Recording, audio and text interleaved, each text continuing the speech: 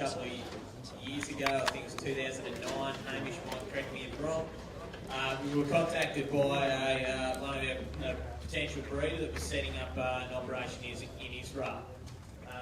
And that member's still a member with Sheep Genetics. We've been working with him to sort of, provide ASBVs, helping his breeding program design. Earlier this year, we were contacted by the Hanan, his name was, to sort of indicate us an overview of his enterprise. We thought it was a pretty impressive setup and a pretty good story. And so what we've got, because we're a little bit, we couldn't bring Hanan all the way in from Israel, we've managed to get Phil Clothier, who is one of our breeders with White Suffolks, Pole Dorsets, Mouldy Meats and Merinos. That's it, isn't it, Phil? Yep, that's enough. Yep. So Phil's been basically providing the genetics that have been going over to Israel and being applied. So we've got Phil here to sort of talk us through Hanan's operation and sort of applications. Am I on?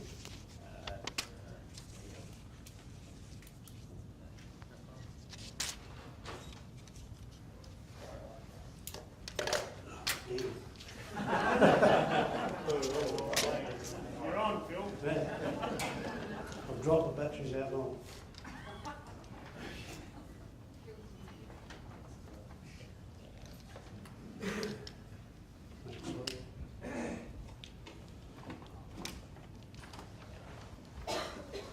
Okay.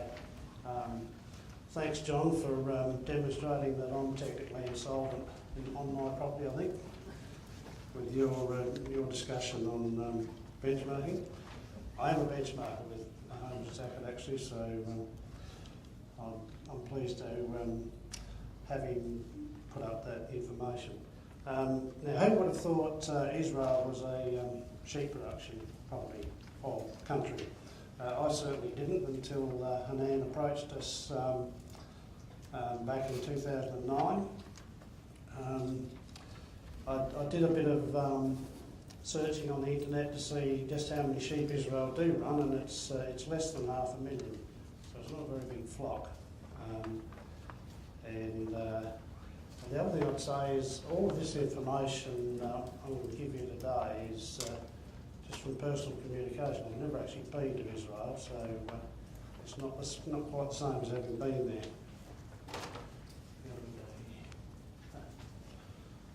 Back in spring 2009, I was approached by, not just me, but the Meat Elite Group, in fact, originally were approached by Wilson Beer, a stock agent out of Echuca, to see if we could supply some ewe lambs for an Israeli client.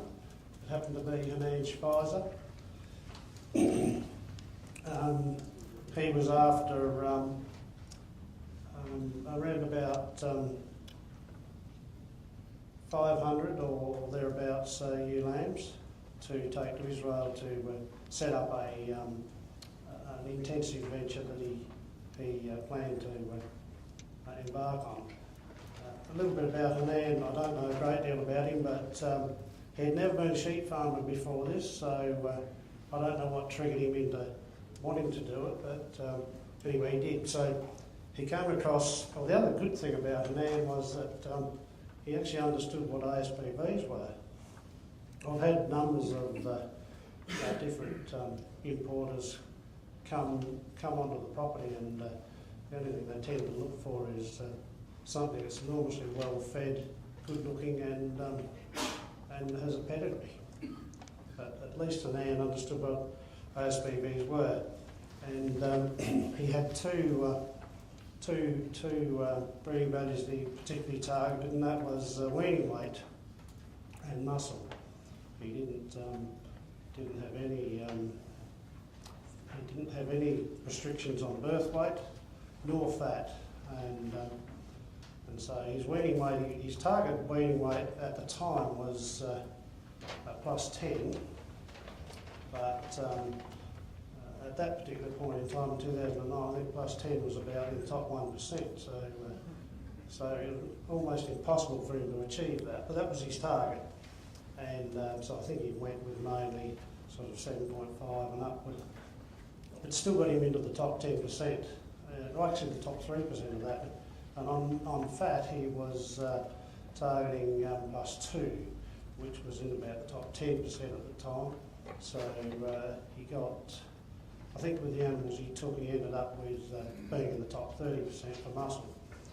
He purchased 530 polled Orsets from 11 producers in South Australia and Victoria, and on top of that, he was also after some highly fecund sheep to take over as well.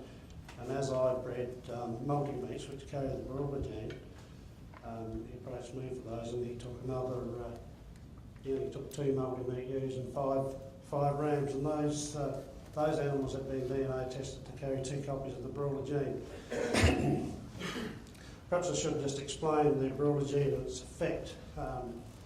As many people don't know. If the Barilla gene is present in an animal, it gives it a 60% jump in conception rate, and so therefore lambing rate. So the easiest way to explain that is if you had 2 flocks of sheep, identical for everything else but the fact that the Barilla gene was in one flock, so say they were a 60 kilogram live weight, the non-gene group would normally scan at around, or conceive and scan at around 145%. So if you add on 60 to that, the Barilla gene group would scan at around 200 or 205. So, and that goes up linearly with body weight. So if the flock was 70 kilos and that added 10% onto the normal flock, you'd add another 10% onto the Barilla gene flock. Anyway, so he purchased those ewes and very quickly got them together because he had some issues getting them into Israel. The government in Israel wasn't particularly keen to have imported sheep in because they thought their ag department had done a pretty good job in breeding the sheep they had there. Those sheep were mainly SAFs, I think, and they had been bred mainly for dairy plus meat, so Hanan was particularly interested in meat animals, so he just didn't want to go down that path. He wanted to start right at the top. So anyway, they were quickly shipped out at the end of November and shipped from Fremantle. They had minimal losses by the time they got there. I think he lost 4, possibly 7, but I'm pretty sure it was 4, he said. That's one of the multi-mate rams with a double copy of the gene after it arrived in Israel. It's only a lamb. It had been born in July, so that had been December shot. And that's just a little group of the old Orsets, and one of the ewes there. His current flock is 1,000 ewes, and they're all in confinement. They don't get out to graze at all. 250 of them are now pure polled Orsets. That's the interesting thing. He started with the majority of polled Orsets, and he's now got 750 polled Orset cross multi-meat, and the reason for that was actual lambing efficiency.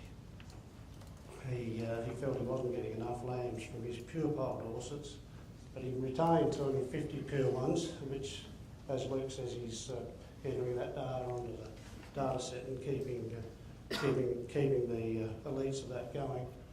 And so all his crossbred ewes carry a single copy of the Barilla gene, which he measures the DNA test for that. So he knows, like he said to me, he said the DNA test might cost $20, but it means that the cost per ewe retained is $40 because he can only keep half of them because the other half either don't carry the gene or they've got 2 copies of the gene which he doesn't want.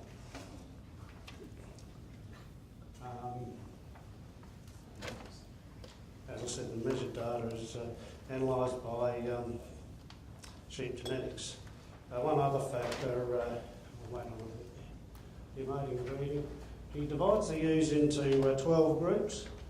So he's mating on an all year round basis, a monthly basis So he uses seeds and hormones to do this, and out of season he uses regular melatonin to assist in getting the ewes to cycle.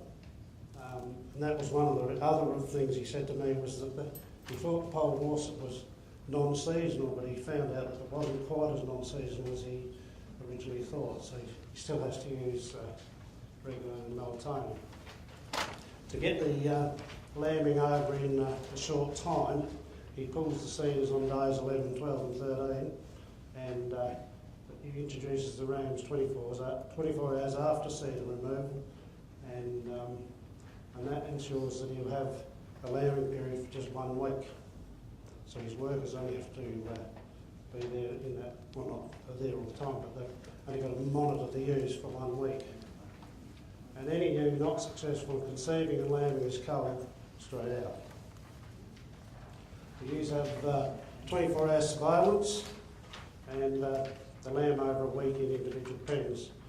And he said that they have around about, the peak they have about 50 lambs born per day. All lambs are removed at birth, and not even allowed to suckle from the ewe. And all the ewes are taken immediately away and machine milked, put on a platform and milked, and he collects all the colostrum and pan feeds that back to the lambs, which workers do. And then the ewes are put into dry-off pens. That's one of his heterozygote, as in one single copy multi-meat, or barula as he calls them, first cross ewes. She's a new lamb, just heavily pregnant. Looks like she's in about the last trimester anyway. That's a set of lambs, that's what he likes to see. Set of 3, and they're under the heat lamp there, as they would be in a piggery. And they've just been born, obviously, and removed. The thing he likes, well, that's actually, he's not targeting a birth weight. It's helped him here because with the multiples he has, he's got a high birth weight coming through, which helps his survival.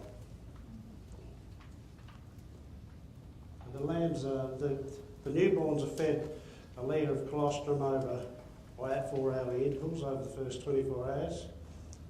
He vaccinates all the lambs with proprietary vaccine, and then they're transferred to milk replacer on the 2nd day. And they're trained to suckle by his workmen from automatic machines, and the creep feed's available ad lib straight away. They're weaned in a month and they weigh 20 kilograms when they're weaned, so he's getting some pretty good growth rates out of them. That's his workman training day-old lambs there onto the automatic feeder. And there is the automatic feeder set up. Continued training, you notice they use a rattle to identify which lambs they've fed, so that they don't continue handling the same lamb. And they manage it that way. That's actually training them onto the automatic feeder there. There's the lambs that have been trained and just quite happy in their pen there in the background. I don't know if you can see it there. There's newborns up in that pen up the back there. These are lambs that are trained now and self-feeding from the automatic feeder. For his finishing, he uses an ad lib custom pellet mix, the same as the creep. It has buffers and antibiotics included in it. The feeder has a sensor and tops up automatically. The lambs take 3.5 to 5 months to achieve his target live weight, which for entire males is 60 to 65 kilograms, and for females it's 50 to 55 kilograms. He keeps the females down at that level because they get too fat otherwise. And yeah, I said that there. Okay.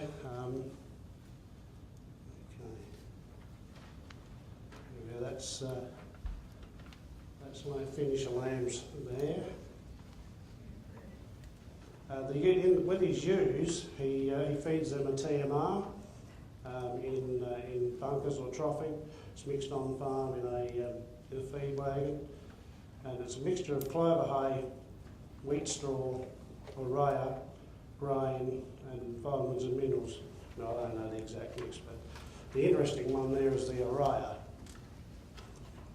I had never heard of it before, and he tells me it's chicken manure, which has been heated and provides quite good nutrition.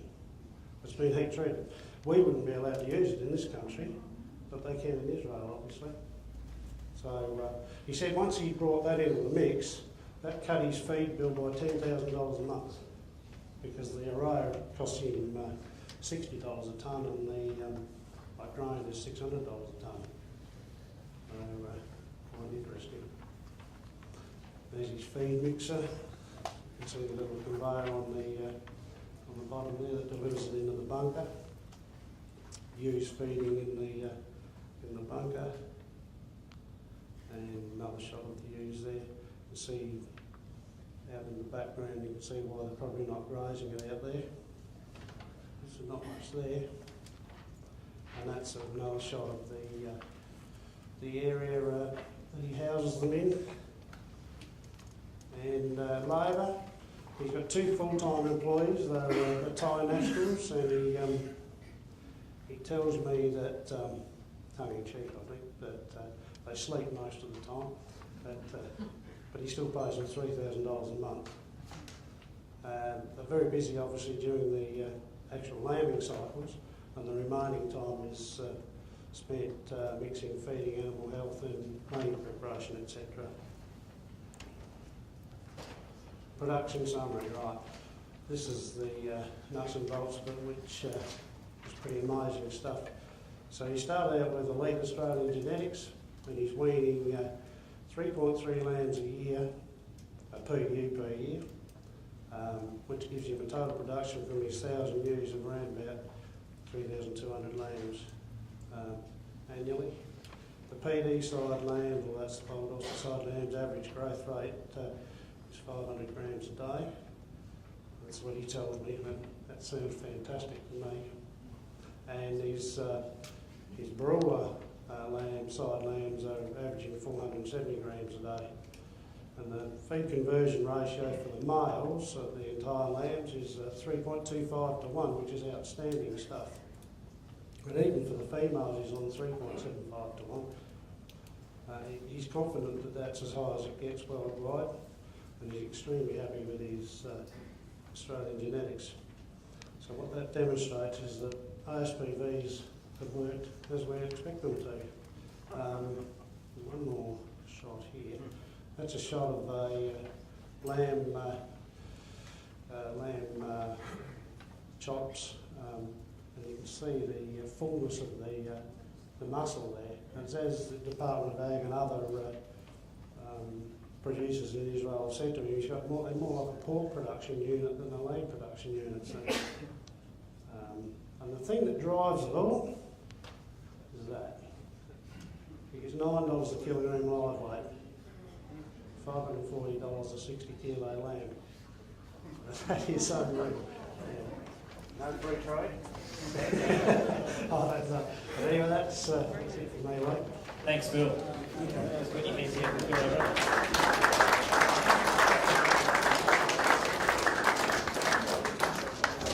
I definitely can see how the similarities with a pig production unit. Looking back at the photo with all the lamps, reminds me of when I was in uni going to a trip to the pig farm just down the road, very similar, except close stuff for about 3 weeks up.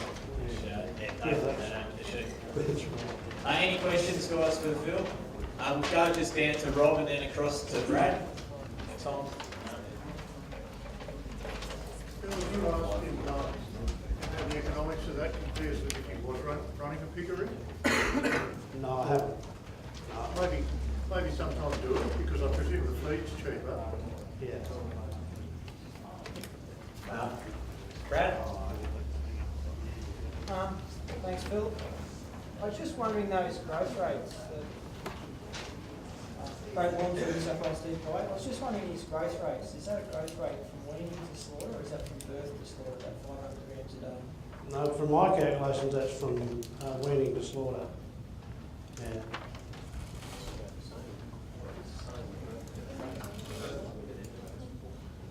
Well, I think actually if you work out the growth rate to weaning, it's about the same.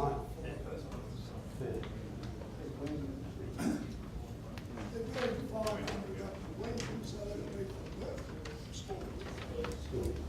Yeah, well, it would be, yeah. Okay, look, I'll pull that one up now. Phil's, again, one of the people that is joining, staying for the rest of the night.